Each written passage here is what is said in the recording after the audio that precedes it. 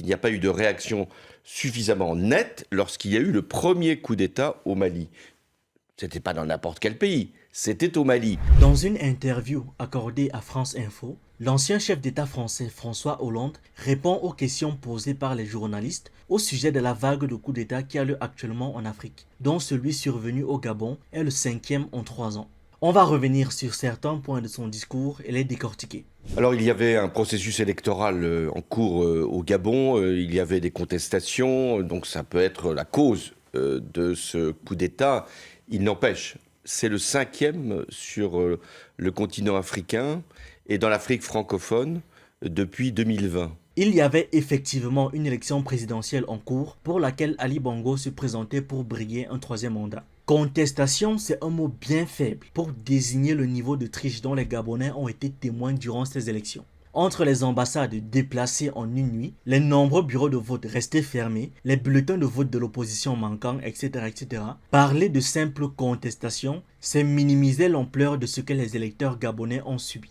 Mais bon, c'est un diplomate et c'est comme ça qu'il s'exprime. Voyons ce qu'il pense de cette soudaine tendance au coup d'État qui se propage en Afrique. Je pense qu'il n'y a pas eu de réaction suffisante, y compris de la France d'ailleurs, mais de la communauté internationale et de la CEDEAO, c'est-à-dire l'Afrique de l'Ouest qui, avec l'OUA, est chargée quand même d'accompagner des processus électoraux et démocratiques. Il n'y a pas eu de réaction suffisamment nette lorsqu'il y a eu le premier coup d'État au Mali. C'était pas dans n'importe quel pays, c'était au Mali. Il n'y a pas eu une réaction assez franche, sérieusement. Presque tous les secteurs de l'économie malienne ont été affectés par les sanctions imposées par la CEDEAO. À titre d'exemple seulement, les pays membres de la CEDEAO avaient fermé leurs frontières avec le Mali et suspendu les transactions commerciales. Imaginez ce que ça implique pour un pays qui importe 70% de ce qu'il mange. Les avoirs du Mali au niveau de la banque centrale ont été gelés. Le pays ne pouvait donc pas utiliser son propre argent pour ses infrastructures, pour régler sa dette, etc. Et à ce moment-là, tous les efforts étaient tournés vers le paiement des salaires des fonctionnaires et le soutien de l'effort militaire. Les pays membres de la CEDEAO sont même allés jusqu'à rappeler les ambassadeurs au Mali. Donc, quand François Hollande dit qu'il n'y a pas eu de réaction suffisante, de quoi est-ce qu'il parle? On devait seulement les bombarder? Ou bien est-ce qu'on aurait dû prôner une intervention militaire comme votre successeur? C'était pas dans n'importe quel pays, c'était au Mali, là où il y avait eu une guerre contre le terrorisme, il y avait toujours une guerre contre le terrorisme, là où il y avait eu un processus électoral, là où il y avait un président qui, même s'il était contesté, était légitime. Un président qui, même s'il était contesté, était légitime. Un président contesté, mais légitime. Contesté, légitime.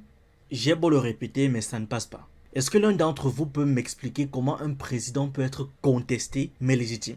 Si on part même de l'hypothèse que seule une petite partie de la population n'était pas contente du président, voulait qu'il parte, la phrase là a l'air d'avoir un sens. Sauf que, si c'est une partie insignifiante de la population, on ne peut pas parler de contester, puisque la démocratie, c'est la dictature du nombre. S'il y a moins de personnes qui le contestent que de personnes qui le supportent, ou du moins n'ont aucun problème avec lui, le président n'est pas contesté. À ce moment-là, on est obligé de préciser que, par exemple, 3% de la population n'aime pas le président. Donc, s'il était contesté par la population, selon les mots de François Hollande, pour qui était-il légitime? Et il y a eu une forme d'acceptation de ce premier coup d'État. Donc les militaires se sont enhardis. Ça a été ensuite donc le Burkina Faso, la Guinée, d'une certaine façon le Tchad. D'une certaine façon au Tchad. J'avais proposé aux Occidentaux qu'ils nous produisent un document PDF pour nous expliquer quels sont les bons coups d'État et ils ne l'ont pas encore fait. Voilà que sur un plateau télévisé, un ancien président français ose à peine condamner le coup d'État qui a eu lieu au Tchad. Quand on y réfléchit, pendant des années, il y a eu, de manière plus ou moins chaotique, des processus électoraux en Afrique. Et nous pensions tous, dans le cadre du respect que nous avons pour les Africains, qu'il y aurait, d'une certaine façon, l'installation d'institutions solides en Afrique. On voit qu'il n'en est rien. Vous avez espéré l'installation d'institutions fortes en Afrique? Ah bon? Il faut vraiment que je fasse ça en public? Qu'on revienne sur tous les coups d'État orchestrés en Afrique par la France? Surtout quand les présidents voulaient implémenter des réformes et des actions pour le bien-être de la population? Est-ce que le nom Bob Denard, ça vous dit quelque chose, monsieur Hollande? Jacques Foccart, Vous ne le connaissez pas? C'est d'ailleurs vous qui avez lancé l'opération Serval au Mali. Pour quel résultat? Seuls les Maliens ont la réponse. Est-ce qu'il est possible qu'il y ait des influences étrangères, et notamment des régimes autocratiques, la Russie et la Chine, pour déstabiliser ces pays et réduire l'influence occidentale? C'est évident. Et bien sûr, il fallait qu'il parle de ça. La même Chine, devenue le premier partenaire commercial de l'Union européenne, veut déstabiliser ces pauvres Africains et les empêcher de recevoir les bons conseils de Tata Europe. Est-ce que Emmanuel Macron a raison de faire preuve de fermeté au Niger, avec le Niger? Oui, mais ça aurait dû se faire dès le premier coup d'État au Mali. Pourquoi une réaction, et je la partage, aussi courroucée sur ce qui s'est produit au Niger, un président qui avait été démocratiquement élu? Il n'y a pas eu l'équivalent, il y a maintenant 3 ans, lorsque le président Keïta a été renversé par des militaires. Pourquoi Emmanuel Macron est même allé au Tchad lorsque le président Déby a été tué, que c'est son fils qui lui a succédé, sans du tout qu'il y ait de processus électoral. Donc il y a eu une forme d'acceptation des coups de force. Voilà alors. Voilà un ancien président français qui dit lui-même que le coup d'État au Tchad a été validé par la France. Sinon, pourquoi est-ce que son successeur s'y serait rendu et ne fait même pas semblant de le condamner? Et alors, effectivement, au Niger, c'était le coup d'État de trop, parce que là, il y avait aussi une réaction anti-française qui paraissait totalement exagérée, disproportionnée, parce que je rappelle que la France, au Niger, n'est là que parce qu'elle y a été appelée. Exagérée, réaction exagérée. Il y a 2 présidents nigériens, qui n'étaient pas des anges bien sûr, que vous avez fait tuer quand ils ont voulu que la principale ressource du pays, l'uranium, profite aux populations.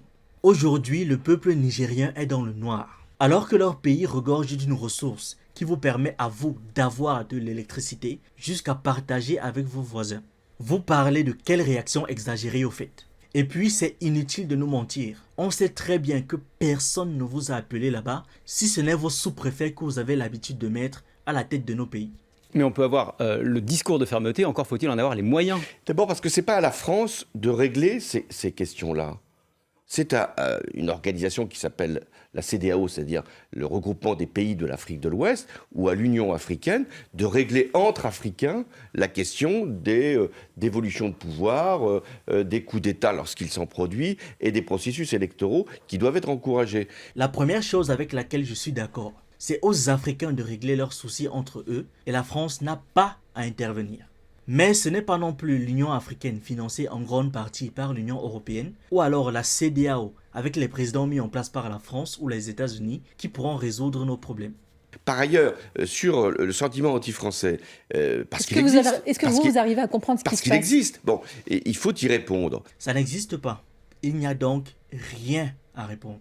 Est-ce que vous pouvez me citer 5 Français victimes de violences ou autre chose en Afrique pour la seule raison qu'ils sont français?